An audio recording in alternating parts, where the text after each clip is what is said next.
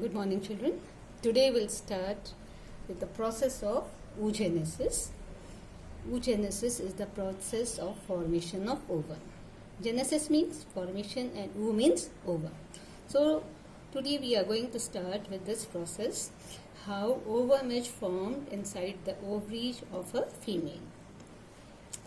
This is a very complex process because this process starts during the fetal stage of a girl child. Means the production of ovum begins when the child itself has not taken birth, and she starts the formation of an ovum. So the process is a very complex process, and it occurs in three phases: multiplication phase, growth phase, and maturation phase. Now let's start with the multiplication phase.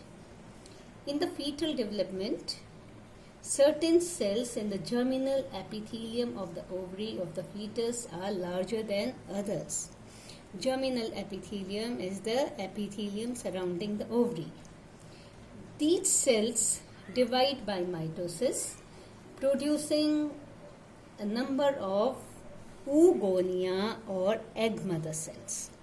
About 2 million oogonia are formed in each ovary at this time. No more oogonia are formed after birth. These oogonia multiply by mitotic division and produce primary oocytes. So the formation of primary oocyte from the egg mother cell is the multiplication phase, and the number of chromosomes will remain same. Now second is the growth phase. Growth phase is a very complex phase, and it occurs for a very long period. It occurs from the fetal life till the puberty, because the cell division starts during the fetus and will continue after puberty. So it may be 10 to 12 years. Puberty means when the menstrual cycle begins. It may be 10 years, maybe 12 years, maybe 14 years. So this stage, the growth phase, is a quite long phase. In this phase, the primary oocyte gets surrounded by a number of granulosa cells, which are known as primary follicle. Now what are granulosa cells? Certain cells which are present in the ovary, they surround the oocyte, and this is known as primary follicle. 2 million of primary oocytes were formed, but only 60 to 80,000 are left in each ovary at the time of the birth of that girl child. So this occurs during the growth phase. Now the maturation phase. Again, meiosis division will take place to produce an ovum, like it occurred in spermatogenesis. Now the primary oocyte will divide into two daughter cells by meiosis 1. But here the division is unequal. One cell is larger, one cell is smaller. Number of chromosomes will remain same. The number of chromosomes will be similar in the secondary oocyte also and the first polar body.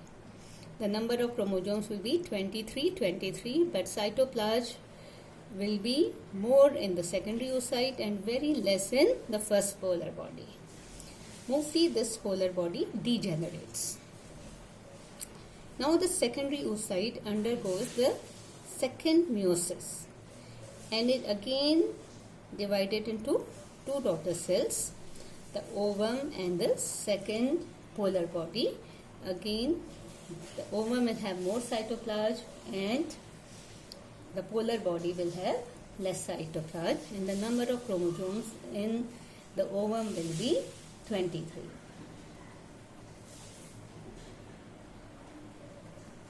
So this is the process of oogenesis, but here the process is a little complicated. when the primary oocyte was formed by mitosis, this primary oocyte starts meiosis 1. But this meiosis 1 stops at prophase 1. And the primary oocyte is arrested at this stage. It will remain like this till puberty. It is arrested at which phase? It is arrested at prophase 1. Mostly, if you remember, prophase 1 was divided into leptotene, zygotene, pachytene, diplotene and dikinesis. So after dikinesis, prophase 1 stops and the primary oocyte remains at this condition.